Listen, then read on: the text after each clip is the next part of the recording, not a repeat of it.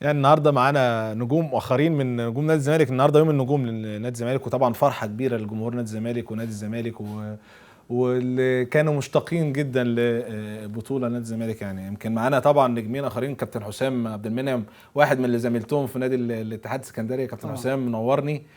نجم طبعا من نجوم نادي الزمالك، وانا واحد من الناس اللي كنت بنبسط جدا لما كنت بتفرج عليه. ربنا يخليك يا كابتن فاروق، ومتشكرين كده على الاستضافه الجميله، وان شاء الله بالتوفيق في القناه. ربنا يخليك يا كابتن حسام. طبعا افلاطون الكره المصريه كابتن وائل أباني، واحد برضه النجوم اللي زميلتهم بس بقى في نادي الاتصالات. لا في اسكو الاتصالات، لازم تقول برضه في اسكو الاول ونادي الاتصالات، صح. كابتن وائل برضه من اللاعبين المميزين جدا اللي كانوا يعني فعلا في خط الظهر، يعني بتتمتع بيهم، يعني تتمتع بيهم بتقلهم بشياكتهم في لعبهم. يعني فعلا من احد اللاعبين المميزين في هذا المركز. كابتن وائل منورني، ومبروك ليكم انتوا الاثنين يعني حصول نادي الزمالك، لان انتوا احد ابناء نادي الزمالك او اللي ساهموا في وقت من الاوقات لحصول نادي الزمالك على بطولات. يعني ربنا يخليك طبعا يا كابتن محمد، وبشكرك طبعا على المقدمه الجميله دي، وانا سعيد جدا ان انا موجود معاكم مع كابتن حسام النهارده. منورين انتوا الاثنين. احنا اللي على فكره وائل خسرني في الدوره الرمضانيه ده بقى هو يعني، بس هو راجل عمل برضه مجهود في ضربات الجزاء على ما سمعت. يعني راجل هو راجل مصاب، يعني ينزل هو مصاب وتتاخد عليه. مشكله وائل في الدوره دي ايه؟ ان هو لابس في النادي الاهلي فلنا الحمراء وعمل مشاكل مع نادي، بس هو من جوه زمالك خالص. طبعا يعني منورني طبعا وجودك. ربنا يخليك. شايف الفرحه اللي بعد فتره دي نادي الزمالك عامله ازاي؟ او انت طبعا واحد من الناس الموجودين بتخدم نادي الزمالك في الوقت الحالي، شايفها ازاي جوه النادي يا كابتن حسام؟ طبعا مبروك لنادي الزمالك وجمهور نادي الزمالك البطوله. يمكن بطوله فعلا غايبه بقى لها فتره، يمكن 10 سنوات او اكتر. دي اخر بطوله كنا واخدينها سنه 2003. يمكن انا احرزت هدف الدوري، كان اخر مباراه، وانبي كسب الاهلي. انت كنت قاعد عمال تسمع انت الراديو، فكنا قاعدين كلنا، عبد المنصف ووائل وكلنا كنا بسم الله ما شاء الله يعني، وكمونه وابو العيله معاكم. طب قول لي بقى، انا عايز اسالك انت كنت بقول وائل في الوقت ده؟ طبعا في الملعب. هو بسيوني ماله قاعد عمال يسمع؟ لا هو بسيوني يعني كان في الاسماعيلي يعني. هو بسيوني يمكن انا حضرت له لقاء امبارح كده مع كريم. وهو بسيوني يعني هو. طب انت بتسمعه وهو بيسمع ليه؟ هو راجل زملكاوي، لانه كان لسه ماشي من نادي الزمالك السنه اللي قبلها او اللي قبلها تقريبا. ويمكن هو بسيوني من الناس الخلقيين جدا. طبعا. وراجل بيحب عمله بطريقه غير طبيعيه. قعدنا فتره طويله قوي. زميلت وائل طبعا جه عليا الموسم بعد اول موسم انا حضرت، والموسم الثاني هو حضر عليا وائل وكي كمونه وتامر واحمد صالح وحسام حسن وكابتن ابراهيم وعبد الحليم، مجموعه كبيره الحمد لله، وابو العيله ومدحت، كنت بصراحه حازم صبري، خالد الغندور، وليد عبد اللطيف، بسيوني، مجموعه كبيره قوي، كمونه وتامر. لا عايز العب واحد. فبسيوني لا بسيوني هو بيحب نادي الزمالك. لا هو بص، انا عايز اقول لك على حاجه برضه، هو الحدث اجبره ان هو يسمع. كل مصر كانت مستنيه الدقايق الاخيره نشوف مين اللي هياخد الدوري. انا بشبه اللي حصل في الوقت او السنه دي لنادي الزمالك والاهلي، يعني اللي حصل ان ما حدش كان متوقع ان الاهلي مثلا يتغلب من انبي. مظبوط. ما حدش كان متوقع ان يحصل. هو بص، يعني التوقع كان ان نادي الزمالك هياخد الدوري، ما فيش مشكله منه، ولكن مش من المباراه دي. يعني كان كل التوقع ان مثلا الزمالك هو اللي هيكسب في مباراه الجيش، فبالتالي هيحتفلوا لكن ما حدش كان متوقع ان يحتفل من خلال مباراه سموحه النادي الاهلي. عامه كابتن حسام يمكن احرزت عديد من البطولات، يعني الحمد لله. ممكن تعدهم لي؟ يعني والله برضه احنا زي كنت بقول لكابتن ابو العيله، في جيل ما شافش كم من بطولات موجوده، لان حصل اخفاقات كتير، وانت واحد انت وكابتن وائل من الناس اللي احرزوا بطولات وتوقفت عند المرحله دي. هو يمكن بالصدفه انا ماسك السنه دي 2005 في نادي الزمالك، ويمكن دي رابع سنه على التوالي انا موجود في القطاع. ويمكن انا كنت قاعد معاهم بعمل اجتماع وبقعد مع الولاد وكده، فبنتكلم ان هم يعني قبلهم، يعني قبل ما يتولدوا بسنتين كنا لسه واخدين دوري عام، فيعني كانوا لسه عندهم سنتين، يعني قبل ما يتولدوا بسنتين احنا واخدين اخر دوري عام في سنه 2002 2003 وهم 2005. على فكره في ناس بتاخدها طريقه، هي الموضوع مش طريقه، هو لا خالص. يعني الوضع ده حصل حقيقي، يعني حصل حقيقي، وده يحسب لمجلس اداره نادي الزمالك طبعا، وده اللي احنا هنتكلم فيه. لان هي دي فعلا حقيقه ان الفتره ديت ما كانش فيها دوري، ودي بسبب برضو في عنصر من عناصر المثلث زي ما بنقول، المنظومه كان واقع شويه. يمكن المستشار مرتضى منصور انا بوصل له طبعا التحيه وبوصل له التقدير، انه بصراحه راجل بامانه مش كلام، فعلا راجل جدير ان هو يبقى موجود في رئيس نادي الزمالك. عمل طفره جميله جدا في نادي الزمالك، من لاعبين جدد، من ترميمات لنادي الزمالك، لكل حاجه بصراحه من عاملين من يعني انا بشكر جمهور العاملين اللي في نادي الزمالك اللي بيخلصوا نادي الزمالك، وده حاجه جميله جدا وحاجه اساسيه في روح المكسب وروح البطوله، وهو ان كل المنظومه كلها خايفه على المكان وبتحب المكان وعايزه فعلا المكان. وده عايز اوصل برضو للاعبين اللي كانوا حتى موجودين في بدايه السيزون وراحوا اعاره، اذا كان ياسر ابراهيم، اذا كان بزوكه، المجموعه اللي خرجت بره، الناس اللي ماشيه، اذا كان محمد شعبان، المجموعه كلها، صالح جمعه، بصراحه بسم الله ما شاء الله يعني. عايز اقول ان هم اخلصوا السنه دي، عملوا موسم جميل فعلا. زي ما بنقول خلاص الفرحه نخلص منها النهارده وتبقى كده خلاص، وباب واتقفل وبطوله واتقفلت. صحيح. ونفكر في اللي جاي ان شاء الله. ما قلتليش برضه كام بطوله يا كابتن حسام؟ 11 بطوله. 11 بطوله مع نادي الزمالك، اخرها ما حضرهاش الشباب اللي انت بتمرنهم. يعني اخر بطوله كانت 2002 2003 اللي هو الدوري العام، اخر دوري عام. اخر بطوله 2003 2004 نادي الزمالك كانت بطوله الدوري. صحيح. كابتن وائل برضه يمكن تقريبا نفس السؤال، تقريبا كام بطوله مع نادي الزمالك؟ 11 بطوله فيهم 3 دوري. ما شاء الله. دوري 2000 2001 و2002 2003 و2003 2004. وشايف البطوله ازاي مختلفه عن ايام ما كنتوا موجودين؟ هل في تشابه ما بين الوقت اللي كنتوا فيه ودلوقتي في التوقيت الحالي؟ هو بس قبل ما انسى طبعا بهدي طبعا الدوري ده لشهداء جمهور نادي الزمالك والجمهور نادي الزمالك الوفاء اللي هو بقى له فتره طويله مستحمل طبعا. ان احنا بقى لنا كتير ما خدناش دوري، بقى لنا بتاع 8 مواسم. الناس بس بتقول 11 لكن انا بقول لك 8 مواسم. بشكر 8 مواسم. بشكر. هقول لك دلوقتي انا بشكر طبعا اللعيبه والجهاز الاداري والجهاز الطبي والجهاز الفني. بشكر مجلس الاداره وبقول له مليون مبروك على فوزه بالدوري. بهني طبعا المستشار مرتضى منصور تهنئه خاصه، لان طبعا هو عمل كيان جديد جدا لنادي الزمالك من اول الف لحد الياء. عايز اقول لك ليه هم 8 مواسم، لان احنا اخر بطوله دوري كانت 2003 2004. لما تيجي تحسب عدد الدوريات اللي اتلعبت 9 دوريات اتلعبوا فيهم واحد اتلغى، يبقى 8 مواسم. يبقى نادي الزمالك بقى له 8 مواسم ما بياخدش دوري. اقولهم لك ولا نحسبهم ولا لا انت افلاطون ما لازم هيجيب لا ما بص احنا بنحسبها من 2005 2006 و2006 2007 2007 2008 فهتلاقيها بالظبط. هم الناس حاسبينها بالسنين. حاسبينها بالسنين. فهو الموسم مش محسوب بالسنه، يعني لما تيجي تحسبها لا هتلاقي 9 مواسم اتلعبوا. الموسم نفسه اشتغل فيهم موسم اتلغى، يبقى 8 مواسم. يبقى نادي الزمالك بقى له 8 مواسم ما بياخدش دوري. طب ده انت خير على فكره. اقول لك حاجه، الزمالكاويه يحبوك جدا. ايوه عشان قلل هو كده. لا اصل تفرق كتير قوي. لا فعلا صح. من 8 مواسم ل 11 موسم. ايوه طبعا. يعني انت دلوقتي بتاخد الموسم التاسع ده خبر اتحط ده. فدي بتفرق كتير جدا يعني فاهمني. الفرق طبعا بين يعني السنه اللي انا كنت موجود فيها والسنه دي، يعني عايز اقول الفرق ان عدد كبير جدا من اللعيبه جت، حوالي 18 19 لعيب. احنا لا اعتقد ان احنا كنا بنخش يعني في الموسم كان بيخش 5 6 لعيبه مع الخبرات اللي موجوده.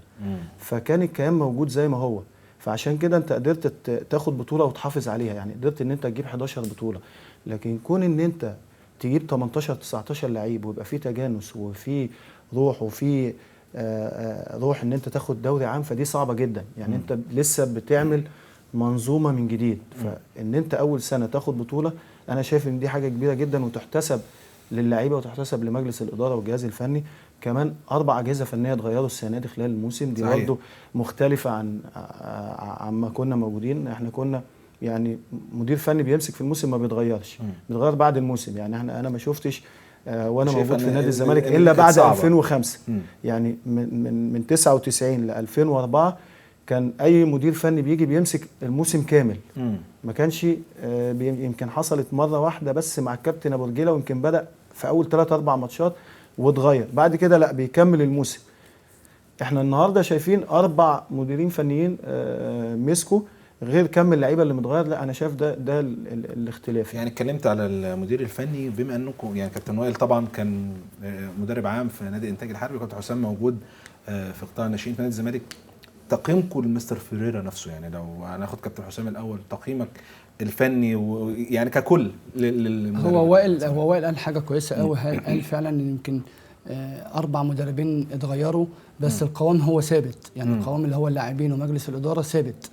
هو مجلس الإدارة غصب عن هو كده موجود واللاعبين موجودين ال 18 19 لاعب اللي جم معاهم مدربين كمان.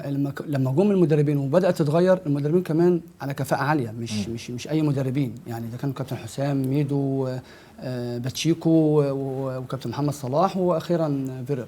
راجل واضح ان هو فعلا بيقرا جيم كويس. اللاعبين في قرب بينه وبين الجهاز وبين اللاعبين، في قياده جميله جدا جدا جدا من الكابتن اسماعيل يوسف بصراحه.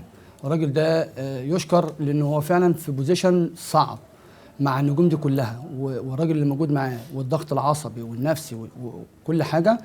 لا ببارك له، لان هو فعلا عليه عبء كبير جدا في لم الفريق من مشاكل، من اي مهاترات، من اي حاجه، من اي نوع، من المدربين، من اللاعبين. فكان عليه حاجه كبيره قوي ان هو يقدر يلم الفريق. مستر فيريرا على ما اعتقد فنيا لا فاهم، بس هو يمكن اعترف بحته مباراه النادي الاهلي، لان هو فعلا ما قراش الجيم صح. يمكن كان داخل على اكتر من هدف، وده يمكن انا بقول ان كانت مباراه صعبه بين الفرقتين. نادي الزمالك كان داخل على اكتر من هدف، وده يمكن اللي خلى المباراه بعدت عن نادي الزمالك، ويمكن خسر المباراه، ان داخل على تعادل، وداخل على فوز، وداخل على نشوه مكسب ودوري وهنحتفل. عنده حته تسارع انما النادي الاهلي كان عنده هدف واحد وهو المكسب.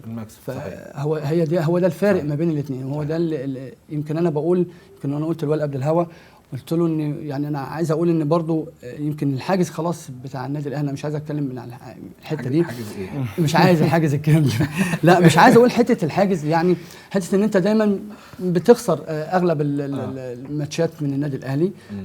انا بقول ان يمكن الجيل ده ما لعبش اهلي وزمالك كتير. ضغط البطوله لا ونتيجه توقف الدوري والشكل الدوري وضغط البطوله. السنه اللي فاتت كان الاهلي في حته والزمالك في حته طبعا، وضغط البطوله اللي عليهم، وضغط واللود العالي اللي عليهم، على اساس ان عندهم مباراه لازم يكسبوا، لازم يفرقوا وياخدوا الدوري، ومباراه الاهلي مباراه خاصه، وضغط الجماهير، وده عايز اقول له لا عايزين نكسب الاهلي. يعني فدي برضو عملت لود عالي عليهم. فدي يمكن كابتن وائل، تقييمك لمستر فيريرا يعني هو نفس السؤال تقريبا. المهم برضو لان الراجل ليه دور، يعني ليه دور طبعا كبير، بغض النظر زي ما الكابتن حسام قال في يعني التغير في الاداره الفنيه، ولكن هو جه راجل شخصيته واضح جدا وهدوءه.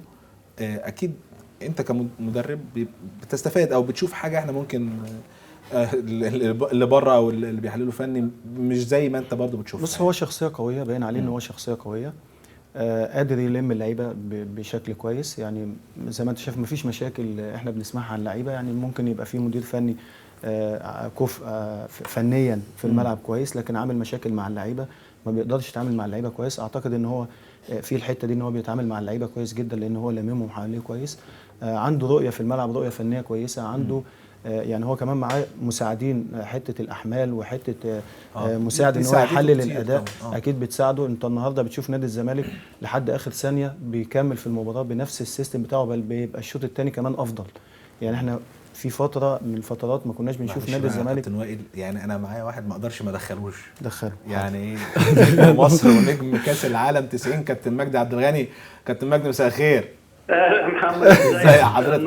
ما نقدرش يا كابتن. معلش انا ما بتفرجش، بس مين اللي معاك في معايا كابتن حسام منعم والكابتن وائل اباني. النهارده احتفاليه لنادي الزمالك، طبعا انت عارف ما فيش صوت يعلو فوق صوت مكسب نادي الزمالك ببطوله الدوري. طبعا بس هو على المكسب ينسيك جون الكابتن مجدي عبد الغني في كاس العالم. وائل بيقول لك اوعى المكسب بتاع نادي الزمالك ينسيك. فرحتك الزمالك تنسيك جون كاس العالم. اهلا بيك يا كابتن ومنورني. ازيك يا كابتن؟ منور يا كابتن. مداخله ليه حضرتك تبقى موجود معايا وبيشرفني طبعا، نجم كبير زي كده. والله يا محمد ربنا يخليك ربنا يخليك. لا انا اصل كان كلمني الحاج احمد الصحيفي بيقول ان في حد دخل معاك، دكتور محمد فضل الله. طبعا. لا الدكتور محمد فضل الله مع احترامي الشديد يعني لازم يفرق بين اللوائح الدوليه ولوائح الاتحاد المصري. الاتحادات المحليه او الاتحاد المحلي او الاتحادات الاهليه. طبعا هو اللي بيقوله اللي قاله الدكتور محمد فضل الله اللي انا عرفته ان اللعيب هاوي، فبالتالي النادي خده حوله من هاوي لمحترف. فده من حق اي نادي انه يعمل كده. تمام. الكلام دوت طبعا انا كان نفسي اطبقه هنا على مستوى مصر، لان انا عملت لائحه اتحاربت فيها حرب شديده جدا عندما كنت عضو مجلس اداره الاتحاد المصري لكره القدم. واتحاربت بالذات من احمد مجاهد، لان هو كان بيفهم الناس حاجه غير المقصوده من اللائحه. تمام. انا كنت عايز اعمل لوائح اتحاد دولي مطابقه لوائح الاتحاد المصري، عشان اي مشكله بعد كده يبقى وهتلجا للاتحاد الدولي او اي مشكله عندك تحلها طبقا لوائح الاتحاد الدولي، وده شيء يبقى رائع جدا لو اتطبق. وبتمنى انه محمود الشامي او بتمنى ان السنين الجايه يتم تطبيق اللوائح دي، لان لحد دلوقتي لائحه شؤون اللاعبين المصريه بما انها مخالفه لوائح الاتحاد الدولي لم يصدق عليها من الاتحاد الدولي حتى الان. تمام. دي جزئيه، الجزئيه الثانيه هو طبعا الكلام اللي بيقوله تحويل اللاعب، ان اللاعب من هاوي المحترف، من هاوي لغير هاوي. في لوائح الاتحاد الدولي مكتوبه كده، من هاوي لغير هاوي، مفيش بروفيشنال محترف. اوكي. لان في سيمي بروفيشنال في الاتحاد الدولي. اوكي. فعشان يحول صفته من هاوي لغير هاوي دي يقدر يحولها بدون موافقه ناديه. ده على المستوى العالمي، يعني ده لما انت تروح، انا النهارده هاوي في مصر رايح العب في قبرص او العب في اليونان او العب في ايطاليا، مفيش مشكله. حق ان النادي يتعاقد معايا مباشره، مفيش مشكله. الكومبنسيشن اللي هو التعويض اللي موجود في لوائح الاتحاد الدولي بالفعل لصالح النادي اللي تربى فيه اللاعب الهاوي. تمام. برضه النادي اللي ربى اللاعب الهاوي لازم ياخد فلوس. تمام. فبالتالي بياخد فلوس اللي هو كومبنسيشن. ده بيبقى مبالغ ما بتبقاش فيها، في بعض الاحيان بتبقى مبالغ كبيره لما اللعيب ده بيضرب وبينتقل من نادي لنادي بارقام كبيره، بيفضل طول عمر النادي بتاعه او الانديه اللي ربته تاخد تعويض عن مهاراته اللي هم نموها له وهو لاعب صغير. تمام. انما في مصر هنا الكلام ده مش موجود. بقى الكلام ده كنا عايزين من سنه نطبقه، لكن الكلام ده مش موجود. النهارده لازم انت عشان تجيب لاعب هاوي لازم تتفق مع نادي، ما تقدرش تحول صفته هنا داخليا من هاوي لمحترف. تمام. لان لائحه شؤون اللاعبين المصريه ما بتديش الحق للانديه ان ده، بالعكس ده بتكبل اللاعب الهاوي، بتقول لك يقعد في ناديه. اللعيب اذا كان ابن النادي يقعد في انه طلع درجه اولى يقعد 6 سنين، ممنوع انه يسيب ناديه او 5 سنين. فاكره ده، فاكره. واحمد لعب في اللائحه شويه برضه ولخبطها اكتر ما هي من الدنيا ملخبطه، فمش عارف هو عمل ايه السنه دي بالظبط، لان انا ما اطلعتش على لائحه شؤون اللاعبين السنه دي. انما عرفت انه لغى عقد الاعاره، وعرفت انه لغى حاجات كتيره كان المفروض ان احنا بدانا نحط خطوه في عالم الاحتراف الحقيقي، لكن للاسف الشديد هو رجعنا خطوتين ورا. بتمنى ان احنا في المرحله اللي جايه ان احنا، انما الكلام اللي قاله الدكتور محمد فضل الله ينطبق على العالم ولا ينطبق على اللوائح المصريه الداخليه.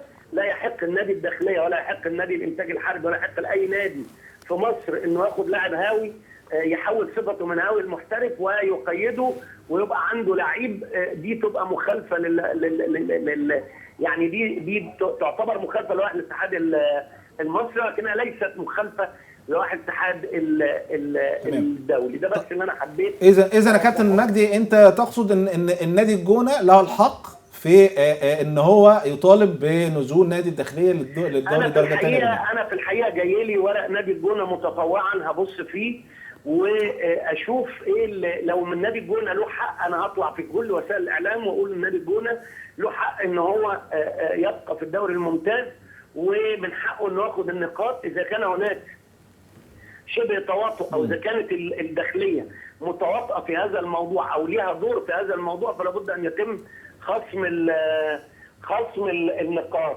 انما لو كانت هناك خطا من المنطقه او ان المنطقه تواطئت او هو في تواطؤ موجود، لكن مين هو اللي عمل التواطؤ ده؟ هو ده اللي انا اشوف الورق واقراه كويس اقدر اقوله بما يرضي الله، سواء لصالح الجونه او ضد الجونه. صحيح. لان انا ما عنديش حسابات مع حد، انا بتكلم لمصلحه كره القدم المصريه. يعني بشكرك يا كابتن مجدي طبعا للتوضيح ده، يعني طبعا خبير لوائح. انا عارف يا كابتن مجدي من اكتر الناس او لاعبين الكوره اللي بعد ما يعني في الوقت الحالي، لان لما كان في اتحاد الكوره من الناس اللي بيعرفوا في اللوائح جامد كويس جدا، خصوصا ان هو رئيس رابطه اللاعبين المحترفين، فبالتالي طبعا مطلع بشكل كبير على اللوائح دي بشكل كبير. بشكرك كابتن مجدي، مداخله يعني مهمه جدا يعني من حضرتك. يعني نرجع طبعا نكمل احتفاليتنا كابتن وائل. يعني كنا بنتكلم على مستر فيريرا والشكل اللي هو كان ماشي بيه. كنا بنتكلم بنقول ان طبعا نادي الزمالك كان بيتميز بالشوط الثاني، لما قلت لك ان هو حتى في التحمل بتاعه موجود، مفيش اصابات، الاصابات قليله، فدي برضه بتتحسب له، بتتحسب للجهاز المعاون اللي معاه. بيقرا الجيم كويس، عنده لعيبه بتساعده على يعمل اللي هو عايزه، عنده دكه احتياطي كويسه، فمنظومه كامله مساعداه. يعني احنا برضو عنده سيستم ما بيغيروش، يعني احنا بنشوف مستر فيريرا بيلعب بفيرود 1 و3 تحتيه، قليل قوي قوي قوي ما بيجي يغير السيستم ويلعب ب2 فراوده. حتى لو الناس تابعت ماتش النادي الاهلي كل الناس قالت هجوميا نادي الزمالك قليل جدا، فلازم يدفع براس حربه تاني رغم ذلك، ورغم ذلك هو مش عايز، ما عملهاش. يعني يمكن زي ما قلت لك هو ماشي بسيستم واحد ما بيغيروش. هو الناس بتوع اوروبا كده، يعني هو بيلعب بطريقه ما بيحاولش يغيرها الا في اضيق الحدود، حتى لو هو خسران.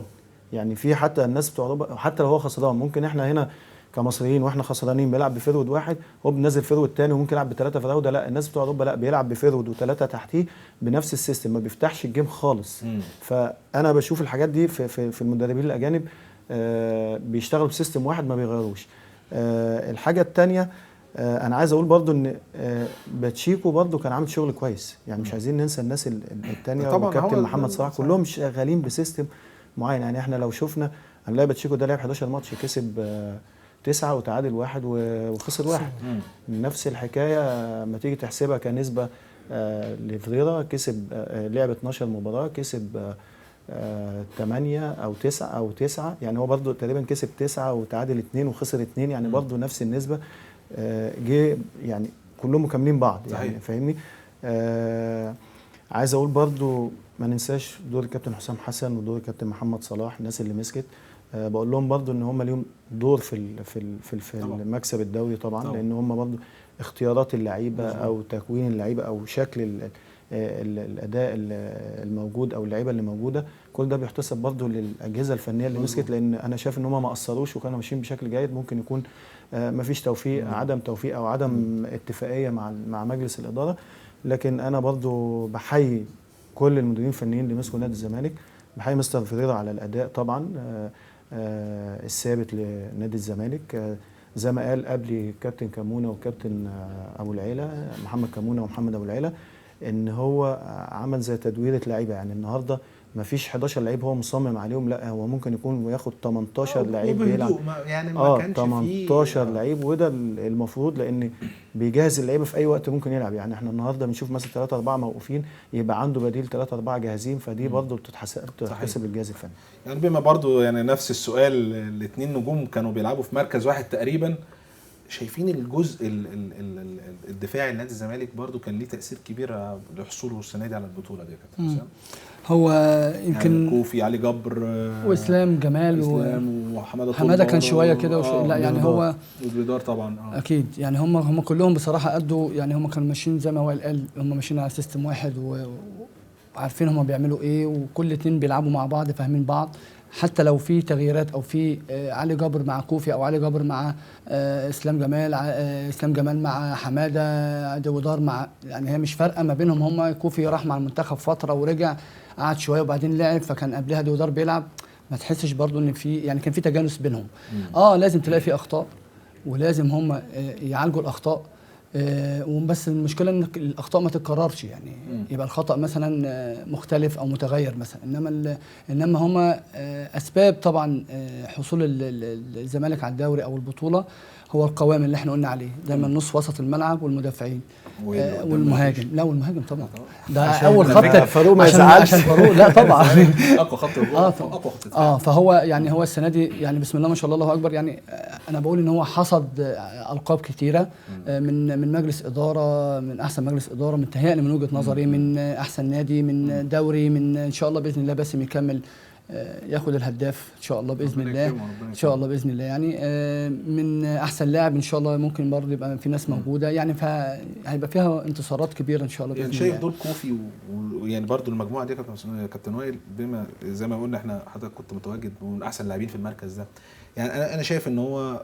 كانوا في يعني زي توليفه موجوده، عندك القوه والسرعه موجوده في كوفي، عندك القوه برضو موجوده في علي جبر، في نفس الوقت بيعرف يطلع يعني حته بنايه الهجمه من ورا كانت متاحه عند نادي الزمالك في خد بالك كمان ان كوفي ده اكتشاف، هو اصلا كوفي كان في نص الملعب بيلعب ديفندر. انا عارف يعني احنا عارفين كوفي لعب معايا في بتروجيت يعني كان بيلعب ديفندر. ده برضه تحتسب للكابتن حسام حسن في الزمالك. خد بالك ده تحتسب للكابتن حسام حسن لان هو اللي لعبه مساك.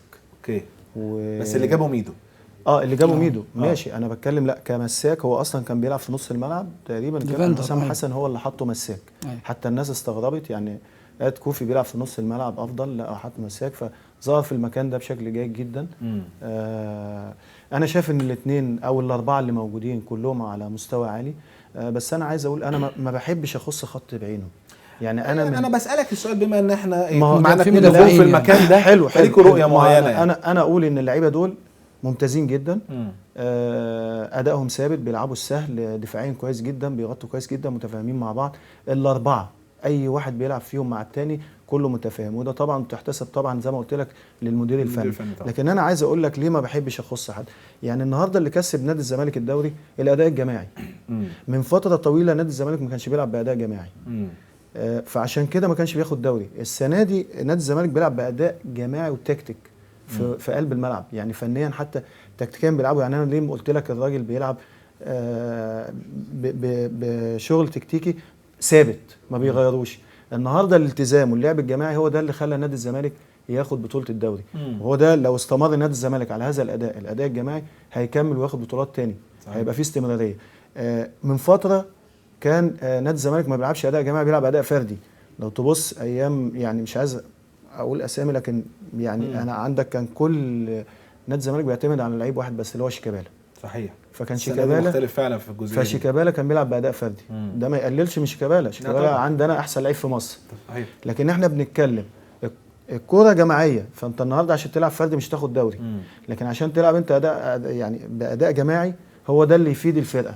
يعني انت عندك اما يكون خط مدافعين كويس، نص كويس، مهاجمين كويس، اما يبقى في توليفه بينهم واداء جماعي هو ده صحيح. اللي يديني دوري عام. صحيح. يمكن احنا يعني عايزين نتكلم على اهم بقى عنصر كان موجود ده. احنا اتكلمنا على حته اللاعبين وحته المدرب، ولسه هنتكلم في حته الاداره. جمهور، يعني الجمهور طبعا رقم واحد لنادي الزمالك، اللي هو استحمل حاجات كتير. أكيد. يعني في وقت من الاوقات ناس ماتوا منهم عشان كانوا يفضلوا ورا الفريق، ناس كانوا بيروحوا وراه في كل حته. يعني هنشوف فرحه بقى الجمهور في تقريرنا، ونرجع برضو نكمل على كلام على الجمهور، وهو عنصر اساسي موجود في فوز نادي الزمالك ببطوله الدوري.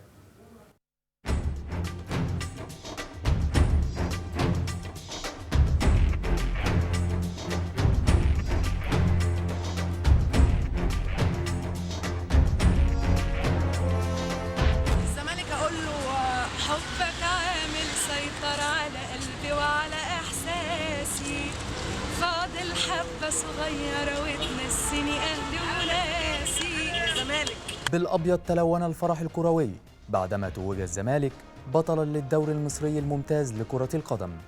والله له ألف مبروك، ويا رب كل سنة مفرحينا ومستنيين منكم كتير الفترة الجاية.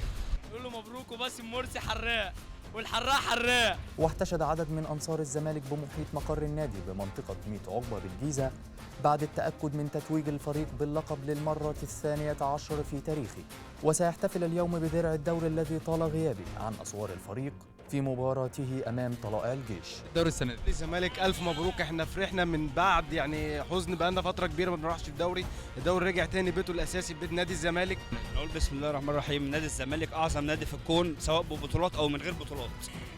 ويقولوا ويكتبوا ويعيدوا ويحسبوا، وانا حبك جوه قلبي ودمي مدوبه. وتهنئ CRT فريق الكرة بنادي الزمالك ومجلس إدارته وجماهيره الوفية بهذا الإنجاز، متمنية دوام التألق لنجوم مصر.